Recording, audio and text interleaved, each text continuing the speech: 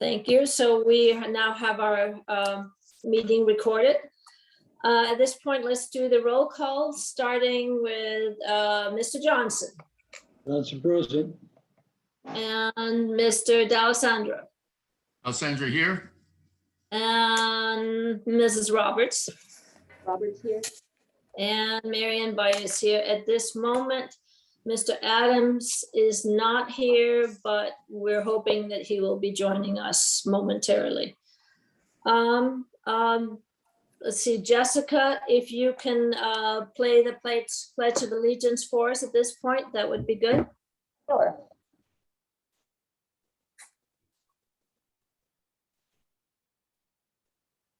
And I will be saying it again this evening. Excuse me. I pledge allegiance to the flag of the United States of America and to the republic for which it stands, one nation, under God, indivisible, with liberty and justice for all. Thank you. All right. Thank you very much, Jessica, and we will move on to item B on our agenda, which is the patrol report as offered by our deputy, Sam Perez. Hi, Sam. Well, once again, good evening. Good evening. Even though I'm sitting at Jim's desk, I am not Jim, so to get that straight, I'm not trying to take your job or anything, Jim. So, actually. I thought that desk looked familiar. Actually, we were having a really good month this last period, up until this last weekend. Basically, this last weekend, Sunday night, around midnight time frame, we had a couple that went up to the lookout on Camino Gatillo. That's basically our last lookout in Duluth. That one faces Temecula. And while they were out there, this couple, 5 males attacked them. Attacked the male, basically assaulted him to the point where he had to go to the hospital. Fortunately, there was somebody up there that provided him with a cell phone. He was able to contact law enforcement. By the time law enforcement arrived up there, the suspects already fled and had stolen the victim's property from his vehicle. None of the parties involved, to my knowledge at this point, are from our district. They're from outside of our district. Our investigation bureau is looking into it, and they have some good leads right now. So that kind of reinforces what I've said in the past about these lookouts, how they bring a bad element into our area. At this point, they're being charged when we catch up to them for assault-deadly weapon, conspiracy, and robbery. So that's once again about our lookout over there. We had one of our burglary also this last couple of weeks. Basic time frame between 5 July, the 19th of this month. Someone entered a residence, turned the power off, and took some property from there. The time frame is really big, so, and the property didn't have any cameras, no alarm, none of the things that help us in identifying these suspects. So it's another reminder up here, the houses that get hit when it does happen, it's rare. They don't have alarms or cameras or motion lights in the area to deter thefts. So once again, it's never the victim's fault, obviously. This was a vacant residence that's used primarily like a few times a month. So the owners weren't home when it occurred, obviously. So, and that in terms of trends, traffic is good from what I'm seeing. I'm not getting any complaints about the traffic on Sandia Creek or on Duluth. And as everybody's aware, I've already dropped 5 pounds the last month from hiking those hills. So as Robert's aware, it's marijuana season. So if you have any tips, please feel free to contact me and I'll take care of the problem.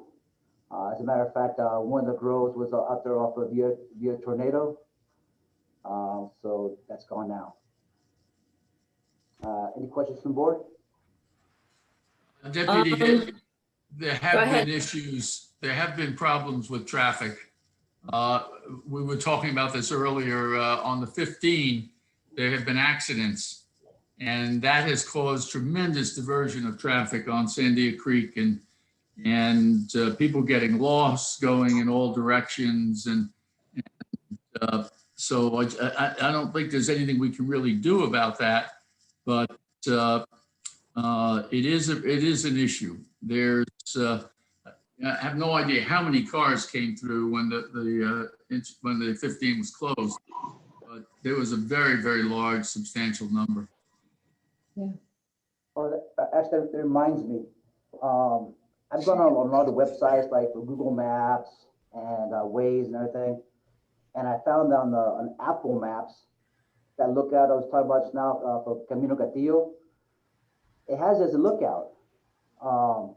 So if you have Apple Maps on your phone, it's possible for you to go to that location, click on it, scroll down, and you can send messages to Apple to have it removed.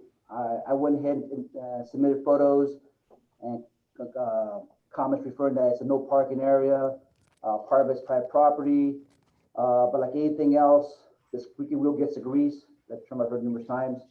So if you have Apple Maps and you want to pop in, help us get it off the maps for Apple, we really appreciate it.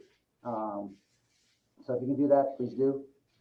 And in terms of the traffic, you're right, Robert, I can't foresee those accidents, but in terms of the daily traffic, it has subsided, and no one's contacting me when I'm parking on the side of the road about the traffic for the most part.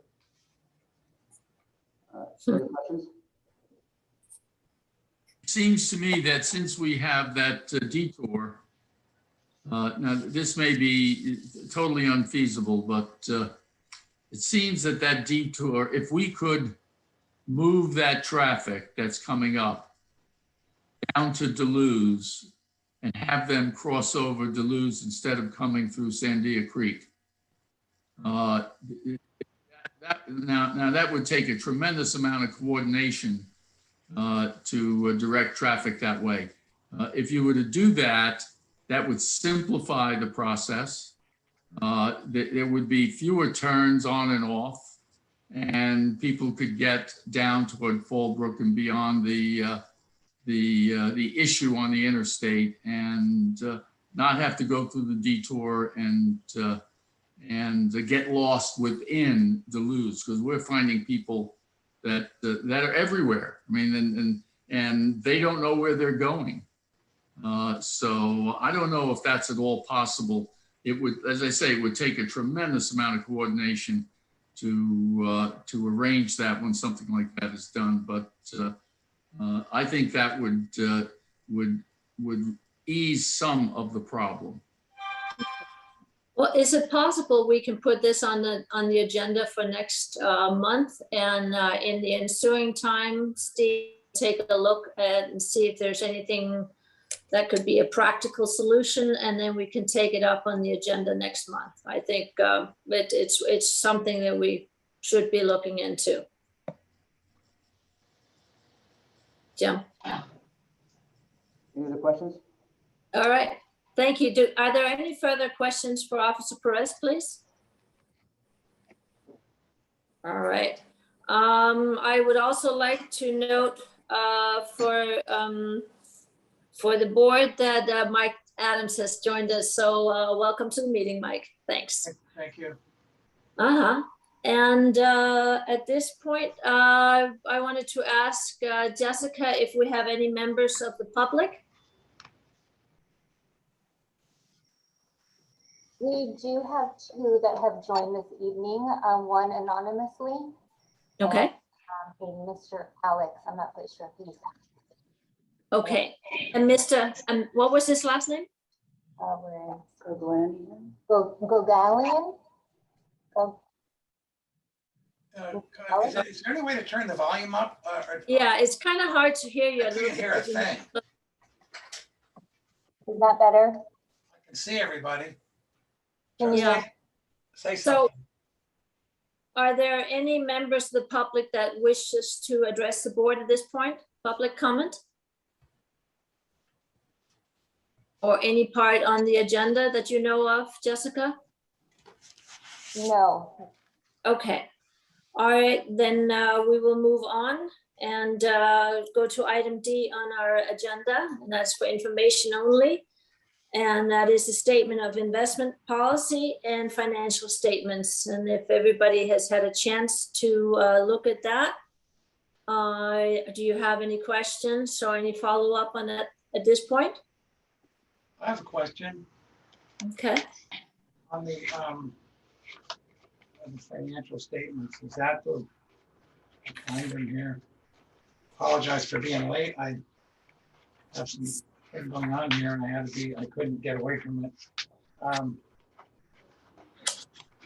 Okay.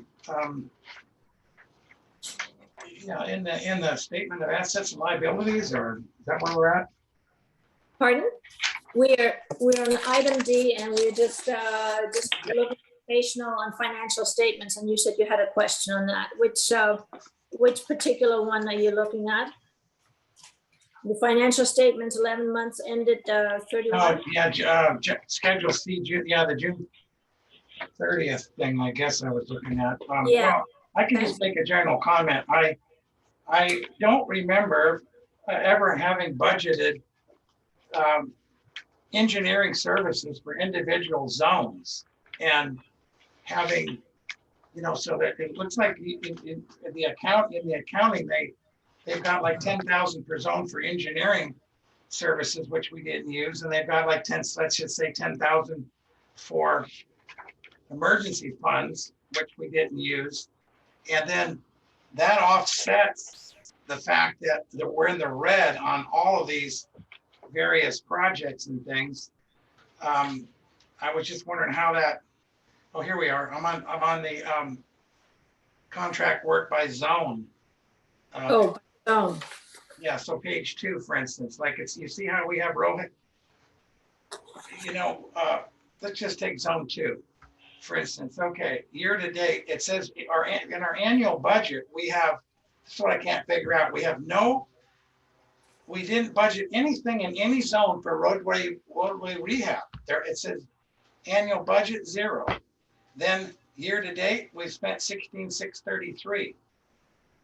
But for instance, in general engineering, we've got 1,855. Do you take the overall general engineering bid or budget for the whole year and then divide up the zones on how much is going to be to each one? Because see, we got 1,855 general engineering. We didn't spend any money. Emergency work 7,500. We didn't spend any money. But we've got roadway rehab, nothing budgeted, but we spent 16,600. It's like that in every zone. So to me, it looks like it's a very strange. I don't recall when I was in engineering that's how, like zone 5 I looked at, that used to be your zone, didn't it, Marianne?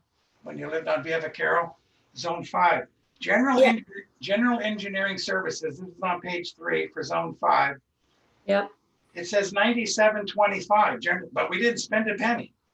So those funds are available. And then we go down here, signs, it's ridiculous. But okay, we get down to roadway rehab. We didn't budget anything for that, yet we spent 35,000 almost. And then in emergency work, we budgeted 10,000, but we haven't spent any.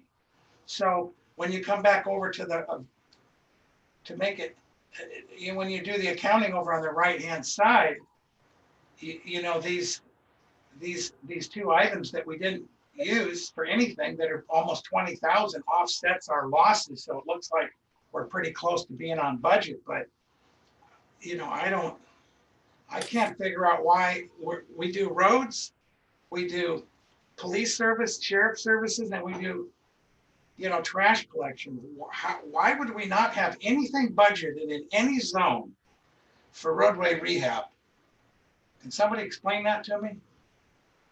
Yeah, every one of these has massive roadway rehab. Zone 4 had 108,000. Zone 5 has 35,000. Can I get in here for a sec, if you wouldn't Yes. mind? Go ahead. I was going to speak about the financials before, Mike brought this up. These financials you're looking at are for year end. They are unaudited financials, and there are reclassifications that have to be done. Nothing material in dollar value will change, but for example, when you go to that schedule of contract work by zone and you're looking at the primary zone, you'll Yep. see that we have 295 budgeted for roadway rehab. There's going to be reclassifications made on this, on as far as the budget side of it. But I think you're asking, I'm trying to get out what mainly you're asking about. I mean, because you see, if you look at zone 1 for roadway rehabilitation, we budgeted $754,000 for Buena Vista, which Buena Vista. I'm just looking at the, okay, maybe I'm looking at the June 30th schedule of contract work by zone. Right. I see there's 750,000 total year-to-date work. What I'm trying to find out is, No, that's the annual budget. 754, zone 1 is the annual budget. Year-to-date expenditure on that is 109,000, which is probably most likely the engineering and environmental work that's gone into it at at that point. So yeah. It's probably too complicated to discuss right now. Okay. Obviously, but because these things, once they're like this, it's like you need to take a deep dive. But I'm wondering, Teresa, then if everything has to be reclassified, why don't we do that before you print these out? Well, I do that. This is just a preliminary one, it's unaudited. Like I said, there will be reclassifications, not many, not everything's going to be reclassified. Mainly because of our zone structure, we have so many zones, things have to be reclassed to make sure they're in line with the budget. Nothing changes in the budget, nothing's going to change. The bottom line is still going to be the bottom line, but yes, there will be more reclassifications, especially when the auditors come in and they come and do their presentation. Those will be our certified audit. So yes, there will be reclassifications, but it's not going to affect like our profit or loss or, looking at it in that. It's from zone to zone because we have such a complicated zone structure. So I don't know if that helps to answer your question, probably not, but anyway. Well, I mean, I'm just saying, here's my question. Do you look at any of the zones? Just take one item, roadway rehab, which sounds like something we might be doing since roads is what we do as a district, but every one of them has an annual budget of 0. So then we go and we spend a whole lot of money on roadway rehab, or at least it's showing. Well, but what that means is, we have this roadway rehab money of about $3 million. So if it isn't budgeted, sometimes we do projects that aren't in the budget. For example, the slurry seal. We were able to do a lot more slurry sealing for economy of scale that we didn't have in the budget. So that made the slurry seal project go up more than it originally was, but that was decided by everybody that we should take advantage of that. The slurry seal, I get that. all of that. I get that. I'm just saying, why is there no annual budget for roadway rehab in any zone? I guess maybe that's the question. I guess it looks like. Separate, it's separate. Yeah. Okay. Really, there's a lot of information here, but you really almost need, this is audit driven by Zizzy and his group. And so our monthly financials are meant to segregate all of this by zone. And you really have to sit down like they do at the end of the year, take everything that's been spent and then start plugging them in by zone. You couldn't run a business. And if you look up further, there's the normal profit and loss, which is what everybody uses business-wise. And that's all the day-to-day operations. But then it's essentially a balance sheet. You take that off and then you start trying to chop it into what percentages go where. And then you've got all this unappropriated funds, which is what Teresa was referring to with the slurry seal. We came to the board and said, well, you know, we got such a good price for this, let's do more roads. So then that gets pulled out of appropriation. So it really, these pages, if this were a business, those pages wouldn't be in here for That's why management it purposes. says it's informational only. I mean, this is, the certified audit is the one that is written in stone.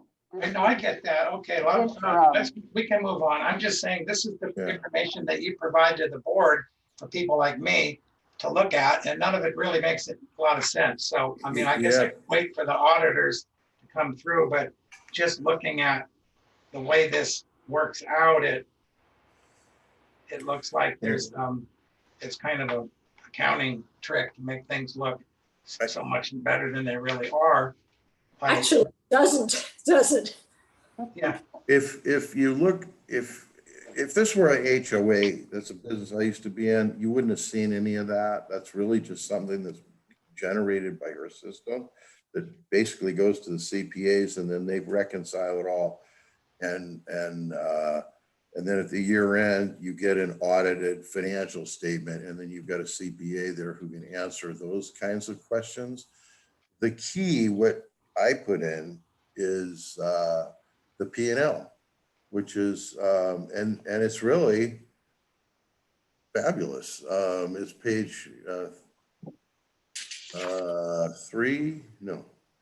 Teresa, oh yeah, it starts on page 3.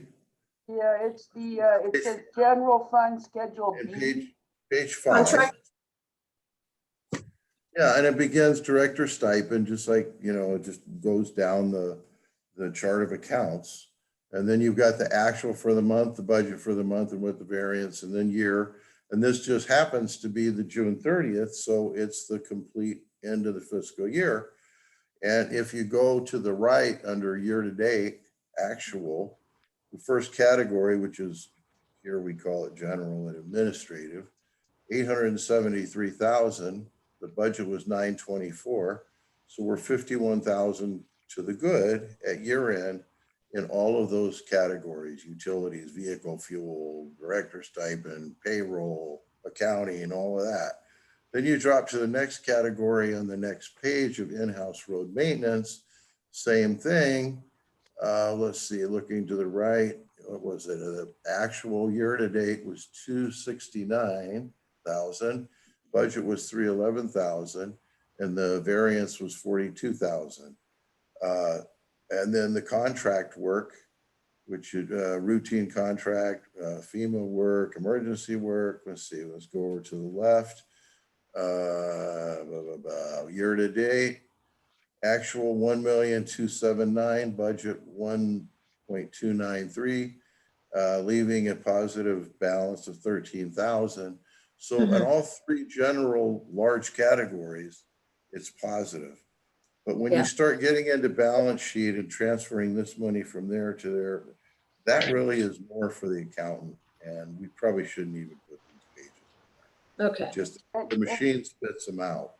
And all of the G&A numbers on the Schedule B and Schedule C that Jim spoke about, the in-house road maintenance and G&A, those numbers are the numbers. There's, you know, unless I'm not doing my job right, those are good numbers. So those are good numbers, but then it splits them out and tries to put them into zone categories. yeah, that breaks it So down it's a for their repeat. reports. These are lump sum totals, and then it gets all broken down into the different. Can I ask a zones. question? I get it, but am I the only one that sees this? Everybody else is all already aware of what Teresa's saying, that this is really nothing to look No, at. I kind of understand what you're saying, that the why is it that it wasn't put into the budget? The budget says serious, but the actual expenditure is whatever it is, and it's probably in line with the overall thing, but the budget says 0. Why is that? And I mean, when you look at it and then you see that the zone 1 gets all 754,000, towards that. And it probably just got all put in, I do not know, but it is interesting. All the other budget items is zero for the other zones, and zone one gets 754,000, right? So something needed to have been divvied out. I'm not sure exactly, but it looks like there's something there. Are you satisfied with what? Yeah, no, was- this is fine. We can move on. I don't want to hold up the meeting. It's fine. Thank Oh. you. All right, thank you very much. We go on to item E, and that's the consent calendar, which is comprised of the minutes of the June June 8 regular board meeting, the general fund claims for June 2021, and the purchase orders. And I'd like to get a motion to approve. A second. I had a couple Moved. questions. I have a couple questions on that. All right, go ahead. I know we got this Triune IT. I'm not sure. Is that the lady that's coming in and turning all the records digital, or is that somebody else? I had a question as well, and so both, I asked that during our finance committee meeting, and both Jim and Teresa was able to supply me with the answers. So I don't know which one of you would like to go ahead on that, but please do. Teresa, you have the invoices there. Yeah, that's our main IT guy. We contract with an IT firm. They do all of our help with our computers, our printers, our network. It's the everything is cloud. saved into their cloud. They back up everything. We've got a backup server. So it's the complete fee that we pay to have that. I have a problem with something software, anything's wrong. We pick up the phone, they're out here ASAP. So it's Right, no, I get that, Mike. Yeah. That's the 2520 a month. Yes. What about capital asset purchase, 19,900 for the conference room updates, when we've been having Yes. Zoom meetings for a year and a half, and nobody's actually told me that we were gonna, or is allowed, apparently, except for Debbie, is allowed in the conference room for board meetings. I mean, what is $20,000 room upgrade for, we've had Zoom meetings for a year and a half. Are we getting ready to go back live, or what's that about? Jim, go ahead. Yes. Well, I'm assuming we're kind of shooting for September. And when you come in, and we're also assuming that Zoom will be integrated, that seems to be in these bills that I think Ward's going to touch on, that meetings will be both in live, whatever you call it, in the boardroom, but that people, both board members and the public, will also be able to Zoom in. And Zoom will actually make a copy of the meeting, like this meeting. Tomorrow, this meeting will be on the webpage so people can view the meeting. So essentially, you'll have a tablet at each board member and staff member location, and also at the podium. And all of this is going to be rewired. I think it's in a week or so. And new television screens we have it on one wall, on both walls.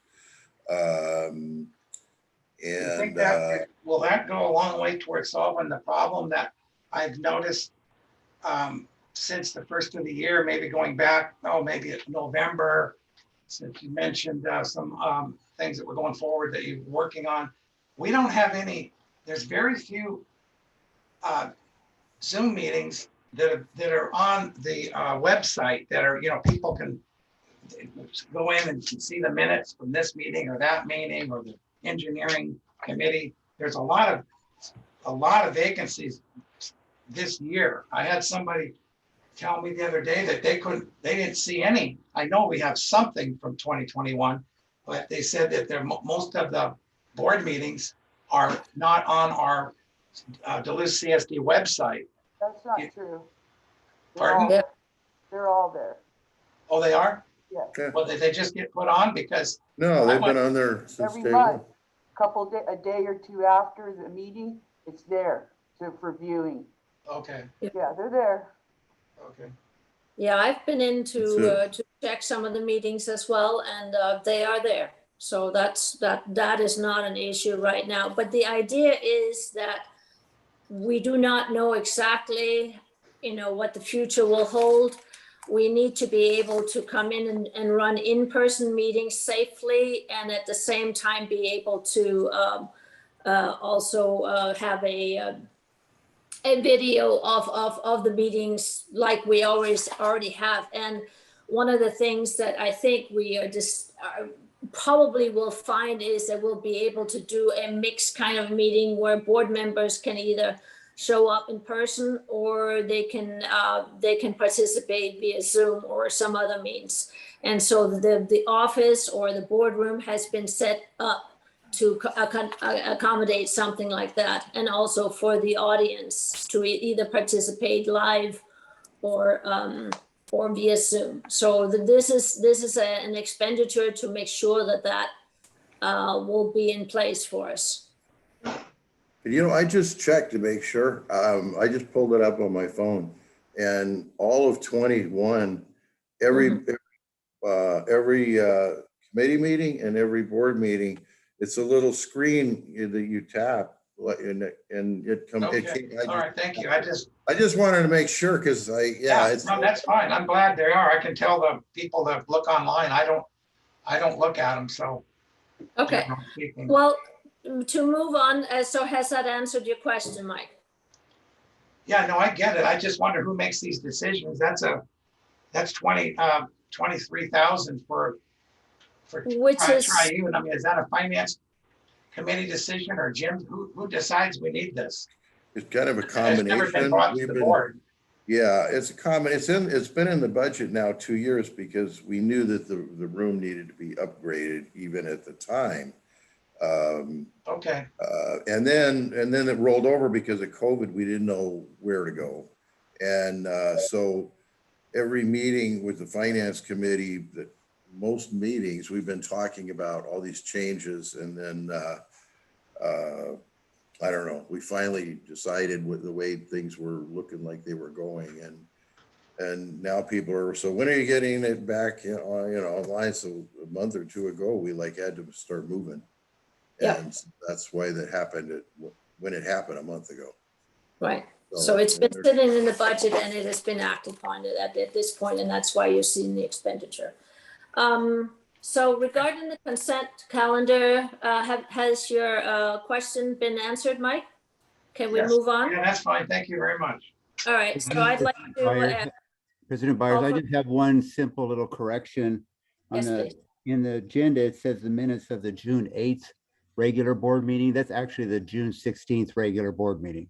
Oh, thank you. Okay, You're we'll note that. It's the third I Wednesday. just barely noticed it myself, so Okay, I should have Thank picked up on that earlier, sorry. I move approval for the consent calendar. and a second, please. Second. All right, all in favor, please so indicate by indicating aye, starting with Mike Adams Adams, aye. and Mr. Johnson Johnson, aye. and Mr. D'Alessandro Alessandri, aye. and Mrs. Roberts. Robert's eye. And Marianne Byers says aye as well. So we have the consent calendar approved at this point. We move on to item F, roadway reconstruction projects. And that is a report by our district engineer on the status of current reconstruction FEMA funded projects, which is Sandia Creek and the Via Vaquero. So Mr. Hunt, if you will update us, please. I will be glad to. Thank So you. on Sandia Creek and Via Vaqueros, we should get our permit by the end of August, early September. We've been working with Marietta Construction. They got the new set of plans they're going through. They have all kinds of questions. Ron is working with them. They're going to get us a revised cost estimate by this Friday. We're going to review that because quantities changed. Some quantities went up, some went down, some completely different ones. And just make sure it's valid. We will then bring that back to the engineering committee in August, and then if they approve it, to the board meeting in August for you guys to accept it or reject it. If you reject it, we go back out to bid with other contractors. We accept it. Then, we'll write them a change order through Jim, and then they'll move forward. They said they can get the Sandia Creek project done before the rainy season hits in full force. What we told them though was just concentrate on Sandia Creek, and we can do Via Vaqueros in the springtime because it's so small, it's open. And I don't want that to slow them down on Sandia Creek. So that's an option. They're not sure they need it, but I said, if you need it, you take it. I don't want to hear any excuses about Via Vaqueros slowing down Sandia Creek. So it's a top priority as far as we're concerned, getting it open and all that. Right. So that's progressing nicely. So question to you, if you're going to be receiving a revised cost estimate, and this is, I'm basing this on that it is going to be reasonably close to the original estimate. Would it not behoove the district to then go with the Murrieta Contracting? Now that, like I said, based on it being fairly close to, because otherwise we're setting back the project by quite a bit. We are, and I don't see that option coming up. I'm just getting you guys prepared to know that there's two options in front of you. Okay. All right. Everybody's hoping that comes in, we negotiate, it's a good price, everybody agrees upon it, they Okay. move forward. Otherwise, it would delay the project till springtime, which we don't want. And Murrieta has been, very patient and very good to work with in the past. Yeah. They don't gouge us on anything that they've done in the past. And so I don't see that as an issue. Right. But I'm just giving you the idea that there's always you can always back out of it if the district decides to. I appreciate that. Okay. All right. Okay. Does anybody have any questions of Dave? No? Okay.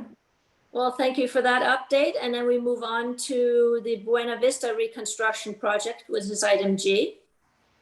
Okay. On Buena Vista, we got bids in a few weeks ago. The low bid was $450,000, which is right in where we said it was going to be. There was a high bid and a couple of medium-sized bids, but I mean, we had like 4 bids run, is that correct? I think it's 4. Yeah. Yes. And, yeah. So the 450 is a great number to have on that. So we're reviewing all their references and all their paperwork and making sure all that works. We're not going to award the contract until we get the permit for that project. Okay. So, and in the bid they put in there, their bid is valid for 180 days before they have to start. So we have time to work on that. Right. Now let's go back to then we'll go to the environmental on that project. The environmental is started on that project a year after Sandia Creek. So it was right in the middle of the pandemic. So with the pandemic, they changed a bunch of rules down there. Ron went with our consultant and met with everybody down at the water quality control, Fish and Game, the Riverside Conservation Agency, and they had a meeting down there. They discussed the new methods of which way to go. And they agreed that let's go with this new method, it will save time. And so we did that, and it really, what we did up to that point, it was the same method the same material was produced that we would have on either way we went. So all the people that we submitted reports to basically approved those, they're ready to go to the next step. And the next step would have been for the RCA to accept it and then process it in a quickly manner through a couple other agencies and be done. We had Jim produce a letter just saying, we own these facilities, we're ready, we approve all this. It's been, approved by the board and all that. And then RCA came back and said, we don't have authority to do that. So it kind of kicked in a little bit of like question mark of what's going on. We're working through those issues. Either way, we haven't lost really any time. We can instantly jump to the other course or continue on. Jim made calls, Ward made calls, and we're getting all that worked out. So right now, I'm just telling you, we're in a little bit of a 2-week slump in here to get all the big shots down there to agree on which way we need to go. So I'm just going to report on that. So we will know more next month for sure, because we'll have a meeting. We'll probably drag Ward into part of this because he knows he's involved with all the agencies we're talking about, and Jim, and then we'll present it back to you guys next month on what way we went, and we'll be moving along just fine.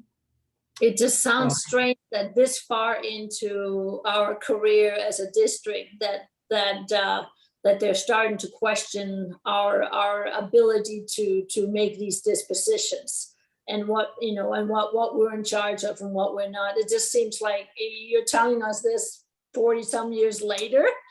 Yeah, well, That- it was kind of a shock. It was a shock to Ron and I. I have a question. Excuse me, Dave. I had to go get some water. I was joking. I missed the point of what are you talking about? Which project? All right, now we're talking about Buena Vista. Oh, Buena Vista. That we're not. Okay, Buena Vista. Okay, I thought you were, but I just. Yeah, we're Buena Vista. Okay. So anyway, we will know more Okay, next week at our next meeting. And basically nothing's going to slow us down. okay. There's just a little bit of a time frame. I don't know, Jim, do you want to add any more, or if not, we can move on. All right. Does anybody have any questions of Mr. Hunt? All right, Dave, thanks very much for that update. Okay, And I hope we get that all sorted out. we will. Good. So item 8, traffic safety, and that would be our traffic issues within the district. And Mr. Liebring, that will be you. Thank you very much. All right. Go ahead, Jess. Not another one of these. There we go. All right, so we have the CMS board out like we always do, and it's been rotating around for speed control, but we're now going to be moving it next week out to Sycamore Mesa because we have a little road closure to do some work out there. And so we'll be using it in that capacity next week. How exciting. This is our update for the county. They posted the speed limit yesterday on Rancho California, so it's now 45 miles per hour all the way from the Temecula city limits up to Avenida de Oro before it then releases and becomes 55 the rest of the way down to Duluth. And there was another issue that the county had been working on with residents out on Dos Rios about parking and events being held out there. And our understanding is that there are no longer events being held out there currently. Now, it doesn't prohibit them from asking for permits or anything like that in the future, but as of this point, there should be no more events right now. We continue to check safety and visibility, contractors, traffic control, et cetera. That's been ongoing. Here's an example of a safety issue, that type of things that we run across with the sign being in the way. Sign's now been removed, and that's now new visibility. An example of it. And that's all we have for the traffic.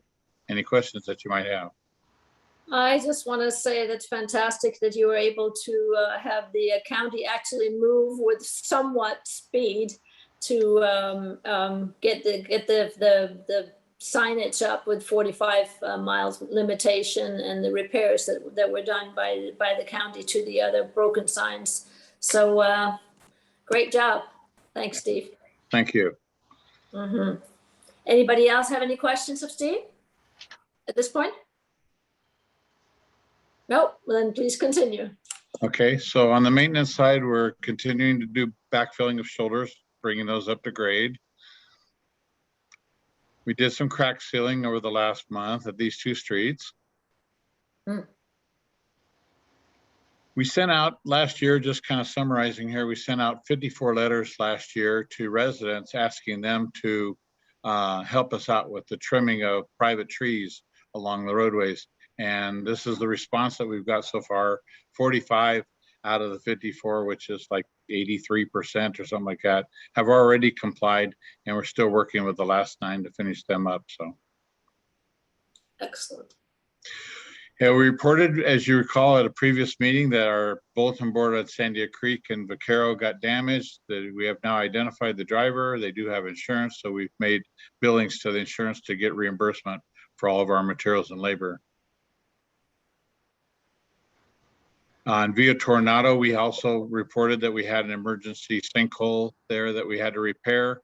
We met with Rancho Cal Water District and verified it was their trench. So again, we were seeking reimbursement from them for all the labor and materials that we spent.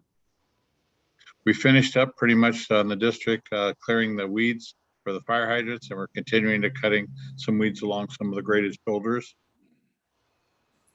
This is another area that our staff took care of. This was the situation at the end of La Cruz, where it's kind of gotten to be a zone of just a collection of things out there and stuff like that. And so we wanted to kind of get it cleared before the fire season here. And so they did a really nice job on this. Now that you can't see it real closely, but there's a gravel road that now leads out of the community there onto that golf course type area.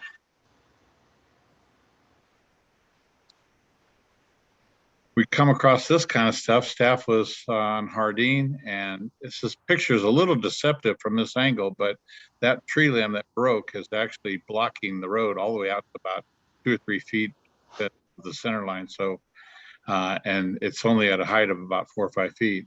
Our guys cut it back there. You can kind of see the size of the limb up on top, how big it was that snapped off in there. So they cut it back and cleared the road again so traffic could proceed. We also had another sinkhole, just when you're thinking things are getting caught up, and then another sinkhole happened out on Hardin. This is a picture of it before.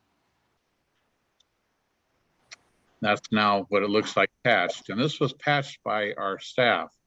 This is a great job that they did and saved us thousands of dollars. If you recall, the last patch we had for a sinkhole over on Carancho cost us $6,000 to call out emergency crew and in a short 24-hour type notice like that to patch a sinkhole like that.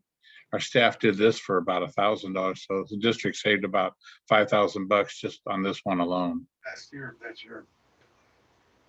Here's a picture of Sandia Creek. It was kind of buckling and unraveling north of Vaquero in the northbound or eastbound direction, east of Vaquero.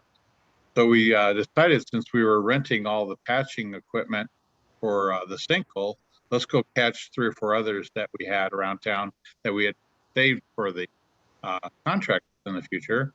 And we thought, if we can do that patch on Sandia Creek and patch for the sinkhole, well, why not do a few others? So this is a picture of Cielo and the Trebo, where we did a few more patches. So we got about $8,000 worth of work done pretty cheaply. Excellent. This is a summary, and a new idea that we have is we have 2 drains that need to be fixed. And so since we've gotten pretty good at this patching of the street thing, we wanted to try our hand at repairing a couple of small drains. We went out and got bids for them, and we were astounded by the price tag that we got. But basically, these 2 drains were going to cost us $40,000 to have a contractor do. We're estimating, by renting the same equipment that the contractor would use and the materials, that we can get this thing done for about $4,000. So we have a potential savings here of about $35,000 by using our in-house staff. So when you add that to the last projects we were just talking about, the sinkhole and the estimate for the edge patches that we did there, plus these 2 drains, we're looking at about 48 grand worth of work that would have been, if we contracted it out. We think we can do it for less than that 8 grand and save the district about 40,000. So this is something we're hoping that we can do more of and add, but this is kind of like our pilot project. And just want to thank our two staff members, Dustin and Pedro, that they're doing a bang up job on this. And, you know, they're saving the community more money than they're costing the community at this point. But I have With that, a I'll be question. happy to answer any questions that you have. Yeah, Steve, I have a question. On Via Vaquero, the two sinkholes out there, you subbed out with 2,700. Why didn't Pedro and Dustin do those? If they weren't 40,000 or 9,000, we subbed them out and they were done for both of them combined. Total was 2,740. So I was wondering why you didn't send those guys out to do that one. I noticed you subbed it out. I'm not sure which one you're talking about, Vaquero. Yeah. I'm saying On the Via earlier in the Tornado. agenda.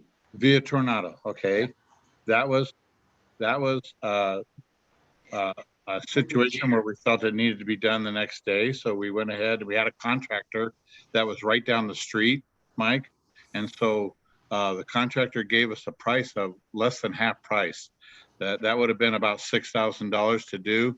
And he wanted to make sure that he gave us a good price since he'd already mobilized and he was right down the street on Sycamore Mesa. And so he gave us a price of 2,700. So we took that, but you know, we're again looking for all the ways we can to save money. And, you know, I was hoping you'd say thank you for the 40,000 that we were trying to save here. Yeah, well, I mean, that's great. I mean, if you could say 40,000, that's great, but I would like to go on record as saying that is just excellent work, and I love the way that you're looking out for the district and finding ways of using our in-house staff and finding ways of utilizing the contracted staff that you already had in the neighborhood to take care of these things immediately. So kudos to you. This is excellent work. Thank you for doing that. Thank you. Wanted to put that 5 cents in there. That's excellent hearing all the things that you're able to do. All of his estimates of savings are way overblown. They're nowhere near correct. But that's how it sounds good and it looks great, but I'm not going to argue it. But I've investigated some of it and some of his repairs and claims, and there's no possible way that the subcontractors are ripping off the district 35,000 to do a little job. Well, it may be, but those were the estimates that they came up with. So Okay, yeah, well, that's fine. I am sure you can be that Steve can give you a copy of the estimates that were made for this.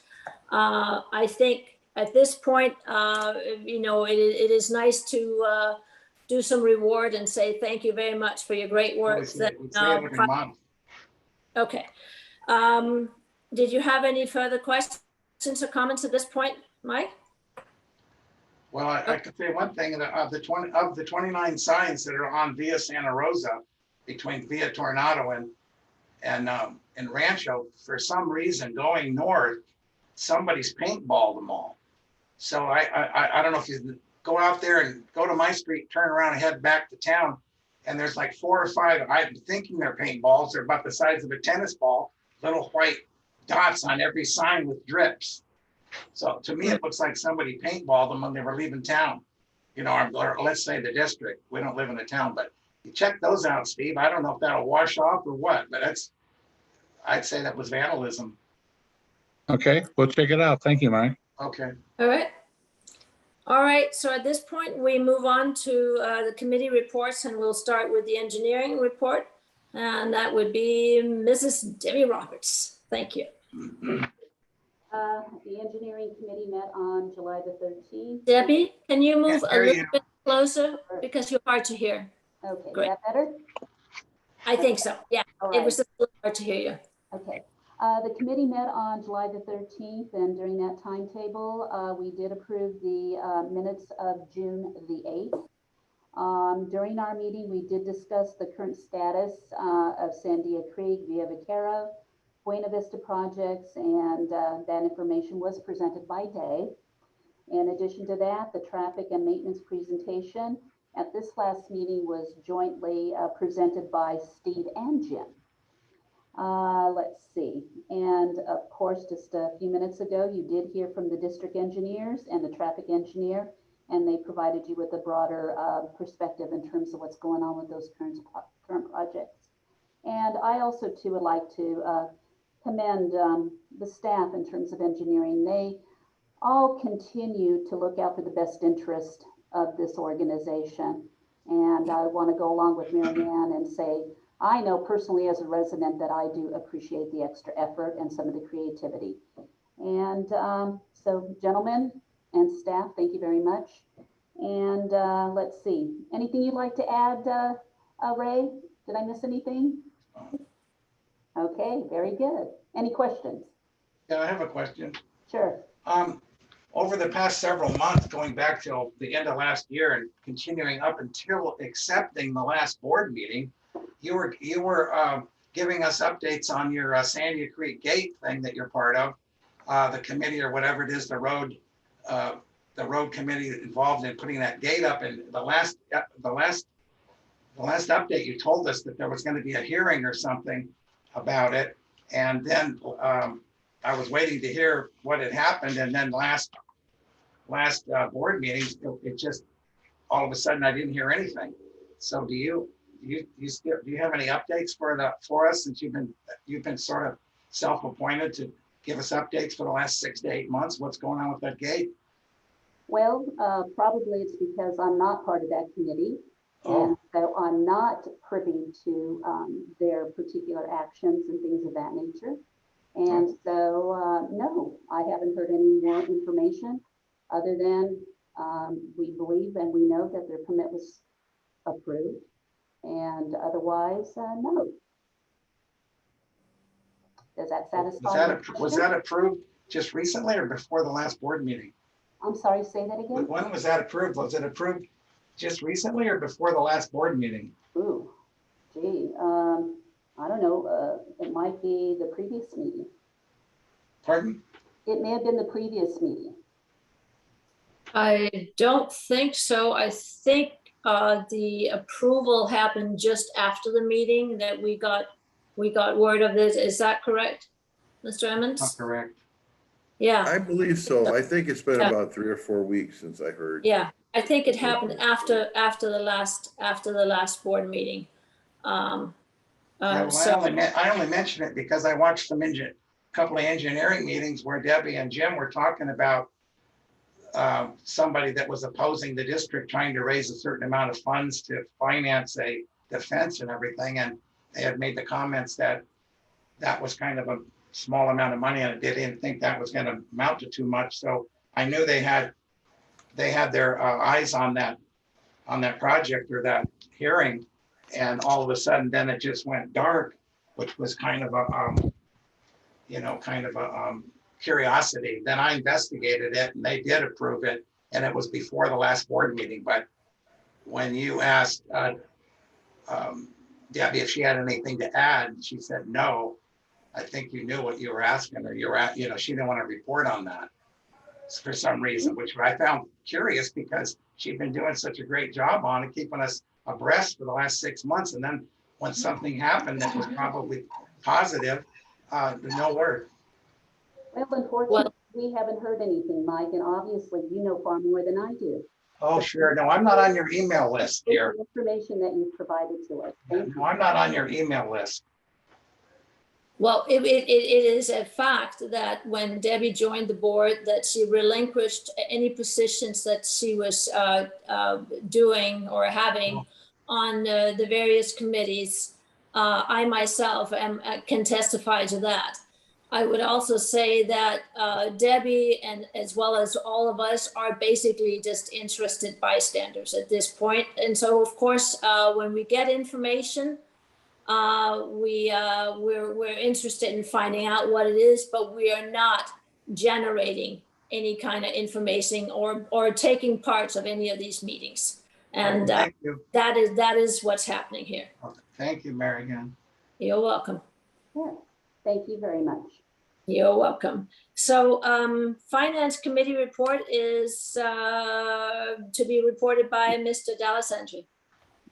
Very much. We met yesterday and we reviewed the June claims. You've already talked about one of the issues that was brought up, and that is the $19,000 for the room upgrade and the computers. We had a long discussion about that.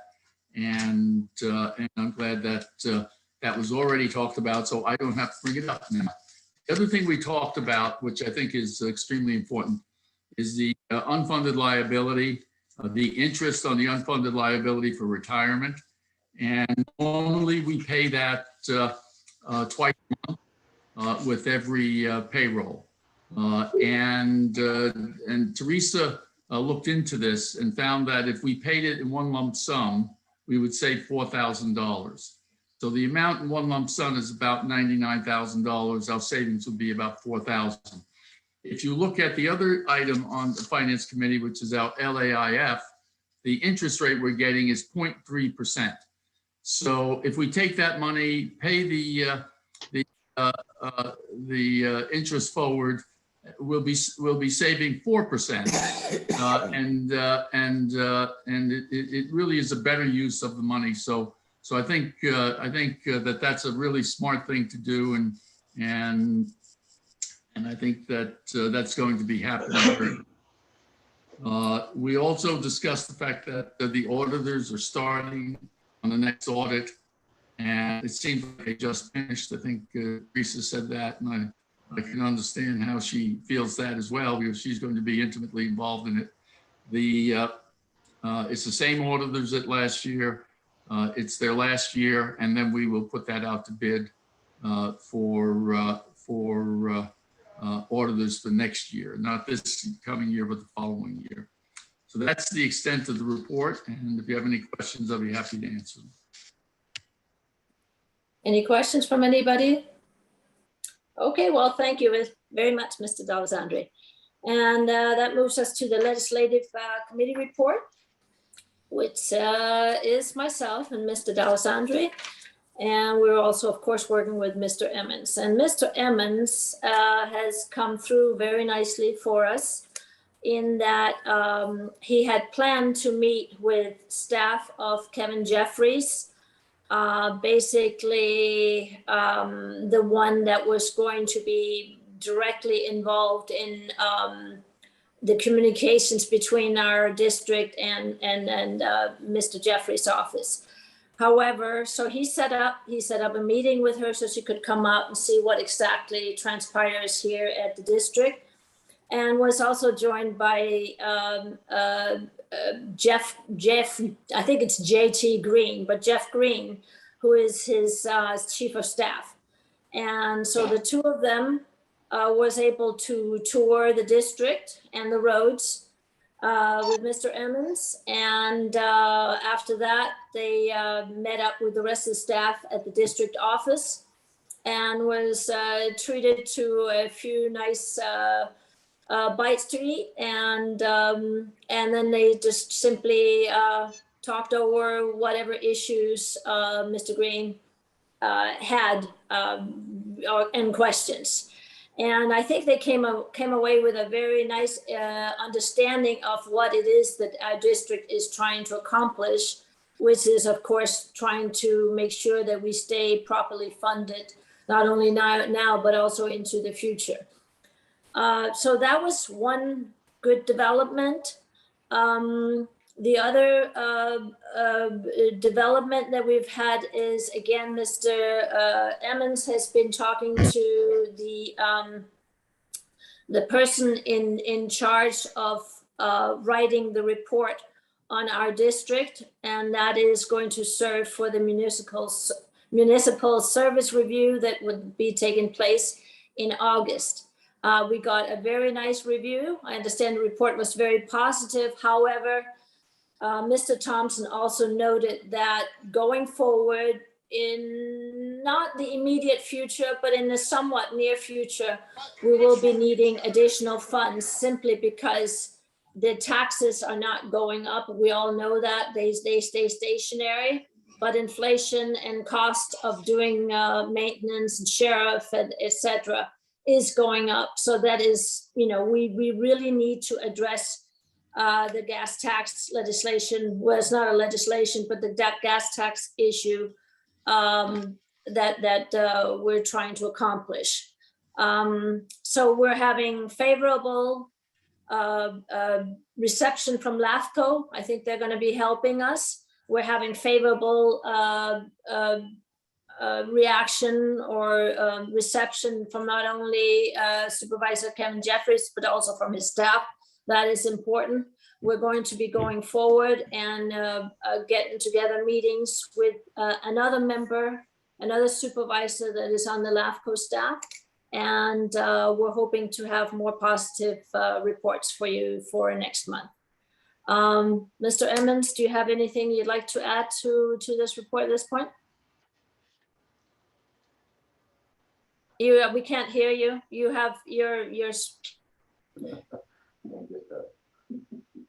There we go. Oh, okay. No, a good report. In fact, I was going to discuss the LAFCO issue. So maybe I'll just in my report, but I'm going to expand on what you were commenting on. This municipal service review, which is really the first time, it's a new state law.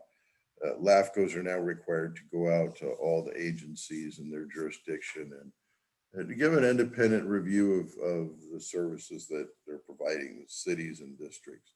So our number came up this year, and it goes before the report, which is complete, as President Byers said, goes to the LAFCO Commission in October. So we're going to set up briefings similar to that which we did with Supervisor Jeffries for other members of the LAFCO board. And what we're hoping to accomplish by doing that is if we can get a majority of the LAFCO board to recommend to the Board of Supervisors that they take actions necessary to get us the gas tax, essentially, that would be an expedient way to get this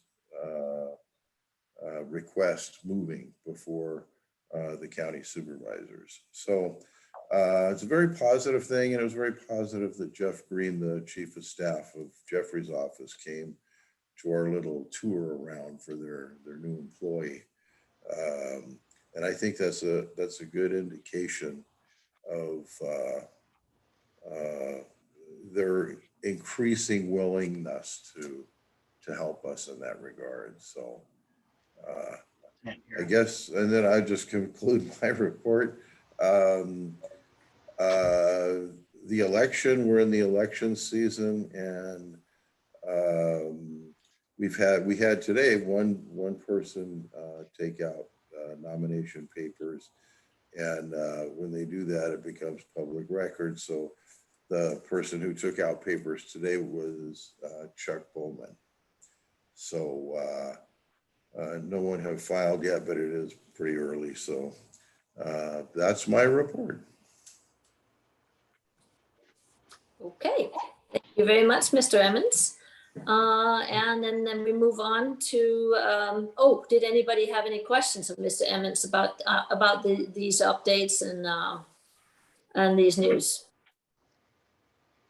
Okay, well, thank you very much also to you, Mr. Emmons. You're doing really great work on moving the district forward towards accomplishing our goal of gaining gas tax funds, additional funds for the district, which will be needed. So thank you for all your work on our behalf. We move on to the legal counsel matters, and Mr. Simmons, that will be you. Just thought tonight I would report on the fact that we're still working on what we call the State Farm case with the trucking company and a trucker as defendants, and we have a team at the firm working on that, and they're doing discovery right now. They've been serving the trucking company with interrogatories, and the driver never showed up, and so he was issued a default judgment. They need to serve papers on him to hand serve him with the default judgment papers, but nobody can seem to find him, neither the trucking company nor us. So we're still trying to locate him so we can serve those papers on him. I reported last month that the governor had extended the Brown Act waivers until September 30th. That's still in place. So the boards have the option of continuing to meet by Zoom like we're doing here. And we do expect that there are 3 or 4 pieces of legislation working their way through Sacramento in different degrees of variation to what's been going on basically for the last year and a half of different levels of requirements, what needs to be done. We're expecting that probably what will eventually pass by the middle of September in time for the governor's order to expire will be some type of permanent solution, which will probably be a combination of in-person and Zoom. Whether Zoom will be required in the future or not, we don't know. That's one of the bills is very strict and can require, all this additional stuff in addition to what we're already doing. So we're watching the bills. We don't know which one's going to finally pass, but something will happen by probably the middle of September. We'll keep you updated on that. Finally, the last thing I have is that it is the time of year for general manager evaluations that we've been doing the last couple of years. And I'm going to get together with staff, Teresa and Jessica soon and be sending out evaluations like we've done in the last couple of years. And we'll meet in closed session in August to discuss them. Okay. All right. My report. Thank you very much. Does anybody have any questions of Mr. Simmons? Okay, then I just would like to add before we close this meeting that we have also had another couple of people that have shown interest in being a candidate for the district. And they have not yet pulled papers, but they do have an appointment to talk to staff at the district office. And also I would like to mention again that the CSDA annual meeting, which is going to be held up in at the Marriott in Monterey this year. It goes from August 29th through September 3rd. And I would really like to see us represented. At this point, I guess I'm the one doing the representation, but I am very happy to delegate that to some other board member if you would like to take on that responsibility. So if you could check your calendars, then I would like to see if there's somebody that would like to participate in the CSDA annual meeting. So if you can give it that answer within the next week, that would be good, because at a certain point, the reservation that's been made in my name cannot be, you cannot be canceled anymore. So please give a thought on that and then contact staff. All right. And with that, I think we will adjourn the meeting. So thank you very much, everyone, for being here and for doing all your wonderful service to the district. I thank you all. Bye now. Thank you. Great evening. Thank you.